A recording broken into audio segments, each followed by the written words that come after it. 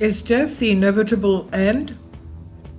Death is the inevitable end of the life of every being, and the question, what happens next when the physical body dies?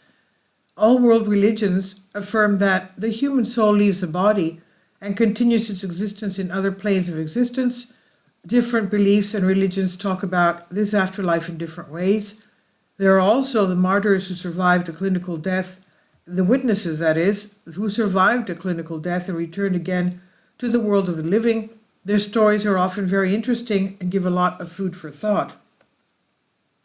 Out of body experiences during clinical death. Clinical death occurs when a person stops breathing and the heart beating. The brain, in conditions of severe oxygen deficiency, also ceases to function. But many patients who have returned from the other world tell amazing things that happened to them during this time. A large percentage of people who have experienced this state talk about floating above their lifeless body, literally lifeless, about a tunnel with a bright light, and about other vivid visions. There are also indications of meeting with already deceased close friends or relatives. Moreover, those who find themselves in this situation note that all these visions seem less realistic than reality itself. A large percentage of people who have had a cardiac arrest report that they left their body and watched the resuscitation process by the doctors. Often, eyewitnesses report the feeling of the presence of higher forces and the strong positive emotions caused by this. And according to many, this shows that there is an afterlife, and further life after death does not stop. Explanations from a religious point of view. Religion explains the phenomenon that the soul leaves the body and then returns to it according to the will of the higher powers. If the mission in this world has not yet been fulfilled, such a soul returns and the person manages to revive. There's a special interest in death in Tibetan Buddhism. In Western countries, there's also what's known as the Book of the Dead, by analogy with the Egyptian Book of the Dead. In the Tibetan direction of Buddhism, great importance is attached to the death of man, or rather to his preparation for the transition to the next world. It's believed that if a person has entered this state correctly, it will help him in the next life to be reborn better. Therefore, the Lama reads the deceased special instructions, which are a guide. In Tibetan Buddhism, it's believed that during death, a person may fall into a state of confusion and not realize what is happening. And therefore, after leaving the body, his spirit wanders in the living world for a long time.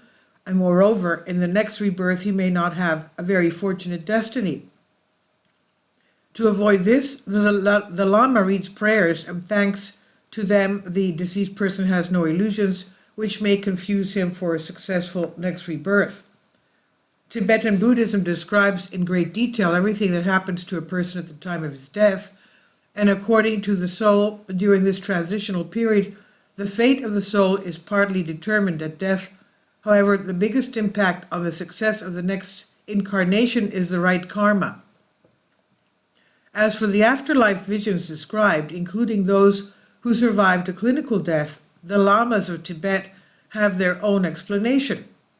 They believe that these visions are highly dependent on beliefs, including religions. So, for example, a materialist sees nothing when he dies, but that will not prevent him from reincarnating. The Buddhist will see the images corresponding to his faith, and the Christian of his own religion. Scientific studies of the phenomenon of clinical death. All the amazing phenomena reported by those who return from clinical death. Official science gives ridiculous theories that have no logic and rather aim to hide them and mislead. For example, scientists associate the feeling of being removed from the body with damage to the temporomandibular region of the brain. As for the flight in a tunnel with a bright light, researchers explain this vision with a high content of carbon dioxide in the blood, and the intense hallucinations at the time of clinical death are from a lack of oxygen in the brain, they say. Official science cannot explain, or does not want to, because what they say is very easily disproved, that there are cases where there were clinically dead brains, such as when a brain operation is performed and the patient describes what they did to his body and what they said, which he could not see with physical eyes and to hear with his ears. Another fact is that they say that they start to hurt again as soon as they enter their body, while when they were out of the body they had a sense of peace. This does not happen when one has hallucinations, and many other evidences that show one thing, that the mind continues to exist and outside of the body and is independent of the brain, and also there's a process as soon as someone dies, as if he leaves to another dimension. Please leave your comments, and thank you for your support. I've translated this from a Greek article. Thank you. Kindly support my Patreon account. The daily posts are 5 videos daily, and they are totally different from what I have on my YouTube channel. Thank you so much for your support and that you find all my content so interesting. You'll find the Patreon account details in the description box below.